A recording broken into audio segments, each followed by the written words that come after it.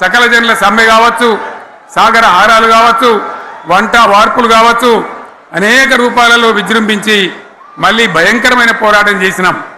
మళ్ళీ 3 ఏళ్ల తర్వాత వాళ్లకు రాజకీయ అవసరం ఏర్పడి ఆనాడు వచ్చి మళ్ళీ తెలంగాణ ఇస్తామని ప్రకటించి వాళ్ళకి ఇష్టం లేకపోయినా తెలంగాణ సృష్టించినటువంటి ఆ సుడిగాడుపులుగా తట్టుకోలేమని భయపడి తెలంగాణ ఇచ్చిన విషయం కూడా మీకు తెలుసు. తదనంతరం ప్రజలు మనకు అధికారం ఇచ్చినారు.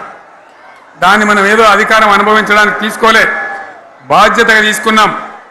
ఎంత బ్రహ్మాండంగా పనిచేసినాం. రాష్ట్రాన్ని మన చేతిలో పెడితే ఎక్కడున్న తెలంగాణను ఎక్కడ తీసుకొని పోయినాం. అనేక రంగాలలో please please please please please ఒకటే మాట,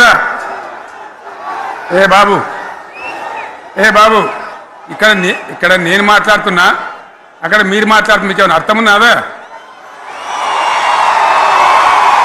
ఏది అర్థం కావాలి ప్రజలకు? ఏం పని లేదావా? ఇదేం పద్ధతి? మీరు పార్టీ కార్యకర్తలేనా? సైలెన్స్గా ఉండండి.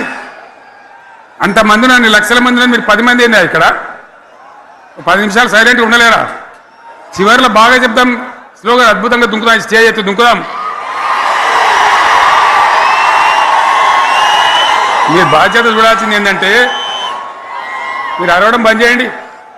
ఇంతమంది ఉన్నారు, ఏం సీఎం పని లేదా నీకు? మళ్ళీ అందరు ఇళ్ళకి చేరుకోవద్దా? క్షేమంగా పోవద్దా? ఎక్కడెక్కడి నుంచో దూరం నుంచి వచ్చిన వాళ్ళు ఉన్నారు. 10 నిమిషాలు మీరు సైలెంట్గా ఉండండి. ముందరున్న వాళ్ళు 10 ఏళ్ళ బీఆర్ఎస్ పాలనలో ఎక్కడున్న తెలంగాణ ఎక్కడికి పోయింది? ఎన్ని రంగాలలో ఎన్ని అవార్డులు వచ్చినాయి? ఎన్ని అద్భుతమైన పనులు చేసి చూపెట్టినాం. తెలంగాణ అంటే ఒకప్పుడు వెనుకబడ్డ ప్రాంతం, ఎగతాళి చేయబడ్డ ప్రాంతం, పనికిమాలిన ప్రాంతం అని పేరు పెట్టిన ప్రాంతం. కానీ ఎన్ని రంగాలు, తలసరి ఆదాయాన్ని బ్రహ్మాండంగా పెంచినాం. 90,000 ఉన్న తలసరి ఆదాయాన్ని 3.5 లక్షల పైచీలకు పెంచుకున్నాం. జిఎస్డిపిని దేశంలో నంబర్ 1 స్థానానికి తీసుకెళ్ళినాం. తెలంగాణలో బ్రహ్మాండంగా పెండింగ్ ప్రాజెక్టులన్నీ కూడా కంప్లీట్ చేసుకున్నాం.